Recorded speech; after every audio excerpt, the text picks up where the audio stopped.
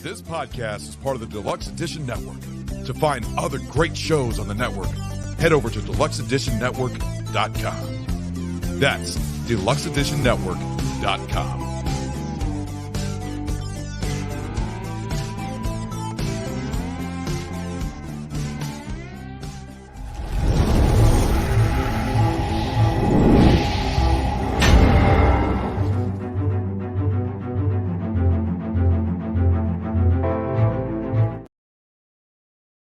Hello, everyone. Welcome back to another amazing episode of the Stephen Gervais and Friends podcast.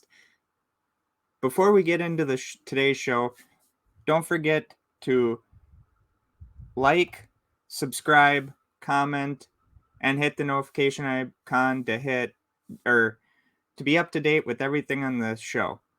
Also, it's free, and thank you for the amazing support and hope you enjoy. But before we get into the show, I want to say this. Please head over to the deluxeeditionnetwork.com where you will find the podcast of the month, which is Barrel Age Flicks and History I'd Like to Fuck by Don Brody. Also, go over there and check out the DENNY'S, which is an award show that you, the fans and loyal supporters, can pick the categories and vote on them.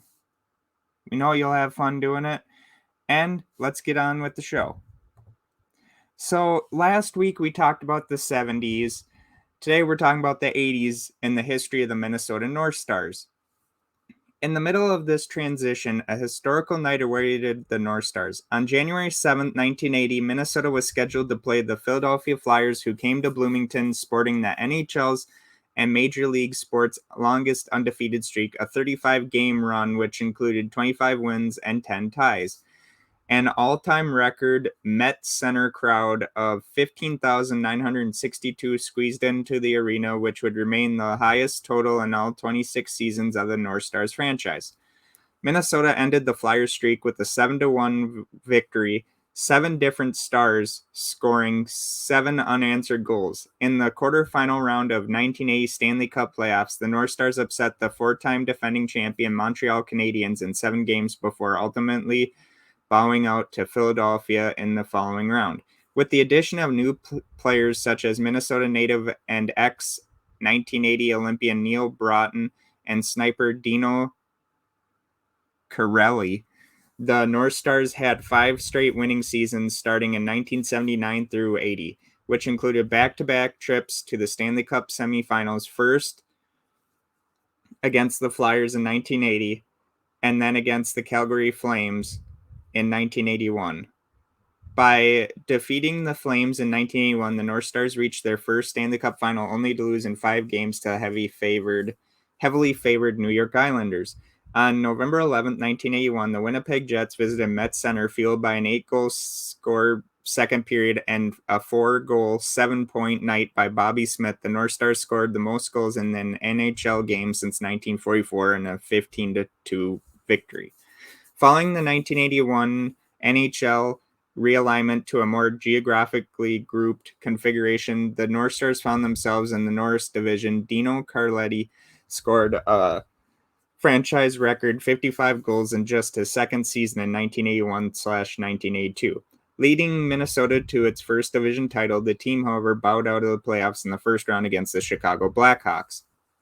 In the summer of 1982, General Manager Lou Nanne orchestrated one of the franchise's biggest moves ever, landing a star in the making by drafting highly coveted Brian Bellows. It paid immediate dividends, as Bellows would score 35 goals in his rookie season of 1982 through 1983 and helped the team to finish with 40 wins and 96 regular season points, both the most ever recorded in the 26 years the franchise was based in Minnesota. Once again, though, the North Stars fell in the playoffs to the Blackhawks, this time in the second round. Beginning in 1983 and 84, the team was determined to erase the failures of the previous 2 campaigns and came close to doing so. This was a season of change for the North Stars and their fans, as Bill Mahoney, a defensive-minded teacher of the game, took over as coach. Very early in the season, a major trade shook the organization and all of Minnesota and the NHL. The popular Bobby Smith was shipped off to the Montreal Canadiens for a pair of defensive-minded forwards, Keith Action, and Mark Napier. The team posted the second highest victory total in its history with 39 and won its second North Division crown in 3 years. Luckily for the Stars, the North Division was very weak that year. They were the only team in the division to have a winning record that season. In the playoffs, the North Stars finally defeated their rival, the Chicago Blackhawks. Minnesota won the series 3-2, then eliminated the St. Louis Blues in 7 games. Only one team remained between the North Stars' second Stanley Cup final appearance in 4 seasons. Wayne Gretzky's Edmonton Oilers, which we all know what's going to happen here. It was a tough, high-scoring series, but Edmonton's star-studded lineup proved too much for the North Stars, and the Oilers swept Minnesota in 4 games en route to their first Stanley Cup championship. After 1984, the franchise had only one more winning season in Minnesota. In 1985 through 86, seemingly the franchise hit rock bottom in 1987 and 88. When it won only 19 games, still the second fewest wins in franchise history. However, the North Division was so weak that year, only the Detroit Red Wings finished with a winning record. That and Toronto Maple Leafs were fighting it out for their last. The Toronto Maple Leafs were fighting it out for the last playoff spot from the division on the last day of the season, despite having the 2 worst records in the league. In those days, the top 4 teams in each division made the playoffs, regardless of record. A loss to the Calgary Flames, coupled with the Leafs' win over the Red Wings, not only kept the North Stars out of the playoffs, but also assured them of the worst record in the league. While the late 1980s saw the franchise draft what would turn out to be their greatest player forward, Mike Modano, chronic attendance problems spurred the owners to threaten to move the club to the San Francisco Bay Area against the league's wishes. And that's it for today's episode. But before we go, I would like to say this. Thank you so very much for keeping us as big and as important as we can be. I have to thank my team, and publicly I have to thank the Deluxe Edition Network for allowing us to be on their network. And not only that, but for also showing us how to be more successful and giving us amazing support. Everyone in the Deluxe Edition Network is so amazing. Thank you so very much. We're almost to 100 episodes for the podcast, and I'm trying to get some guests on for the 100th episode, but then also at the same time, me and my wife, Alyssa, are hoping to get out of the place we're at now and move to a better place. So if that happens in between that time, just know I'm probably not going to be uploading very much because we'll be moving. We're just waiting for the okay to do so. But thank you so very much.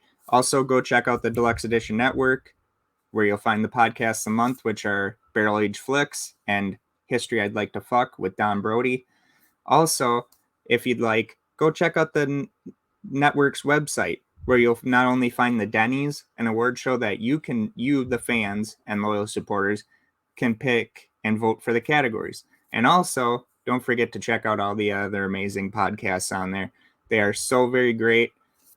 And before I forget, don't forget to go on to the YouTube channel at Stephen Gervais and Friends Podcast.